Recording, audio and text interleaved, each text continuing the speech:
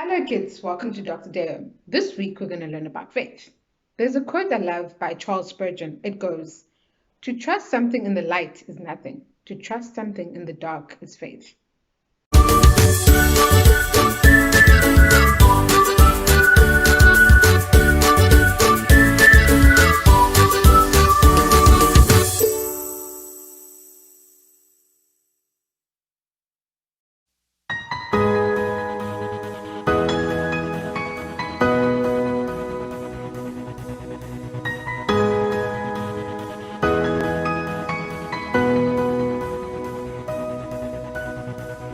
There is a light that shines right through the darkness.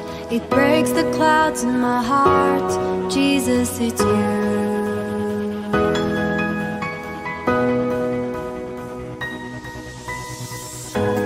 Let your light shine all across this town. Let every person experience your love as we take hands to share your light. Jesus, you're all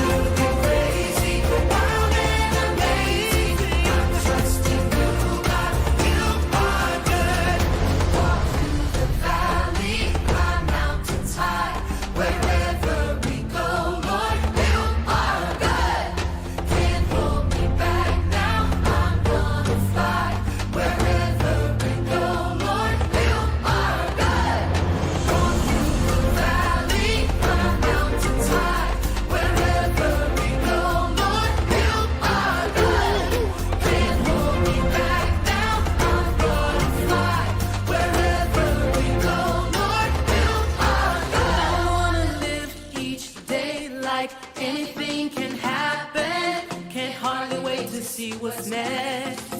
I wanna face this world with wonder and excitement. Face every challenge every day. I'm gonna follow. I'm trusting you, God. You are God. Life will be crazy, wild and amazing. I'm trusting you, God. You are God. Wherever you lead me, I'm gonna follow. I'm trusting you, God. You are God. Life will be crazy, wild and amazing. I'm trusting you, God. You are God. I'm trusting you, God. You are God. I'm trusting you, God. You are God. Wow, that worship was amazing. I really enjoyed it. How about you? Huh? Yeah. Today, we're going to have so much fun. Today, we are going to learn about how we can make wise choices. Now, when I show you this tennis ball, you see, it's yellow, it's a normal tennis ball. What do you guys think will happen if I throw this on the ground? Tell me. Yeah, it will bounce. But now I'm going to show you something that's not in every tennis ball, and that's a great big hole. Now, what will happen if I bounce this tennis ball with a hole in it on the ground? What do you guys think? Yeah, it won't bounce. Why not? Because it has a big hole. But let's test it out. What do you know? It didn't bounce. Now, that is what I call a wise choice. Sometimes things happen in our lives that we have to make choices. Like the tennis ball that I just threw on the ground. We knew it wouldn't bounce. But there's also times in the Bible that God told people something and they had to make a choice, or to listen to God or to listen to themselves. But today we are going to see an amazing story of Abraham, who had to make a very wise choice to decide what he is going to do. Is he going to listen to God, or is he going to listen to himself? Let's look at the story. Abraham was a man with huge faith. God called Abraham by name. Abraham. And when he did, Abraham always answered. Here I am. When God said go, Abraham said, I'll go. When God said stay, Abraham said, I'll stay. Abraham's huge faith was no accident. His faith was huge because he trusted and obeyed God, no matter what. The more Abraham trusted and obeyed God, the bigger his faith got. God loved Abraham and noticed his huge faith. God promised Abraham his family line would have lots of people, and he would be the father of many nations, and even kings would come from his family line. God always keeps his promises. After many years, God gave Abraham a son named Isaac. Hi, I'm Isaac. Abraham loved Isaac very much because Isaac reminded him of God's great promises.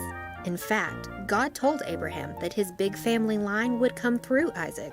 This made Abraham very happy. One day, God spoke to Abraham. Abraham. Here I am. Go and take Isaac with you. I know you love him very much. I want you to take him to a mountain and sacrifice him as an offering to me.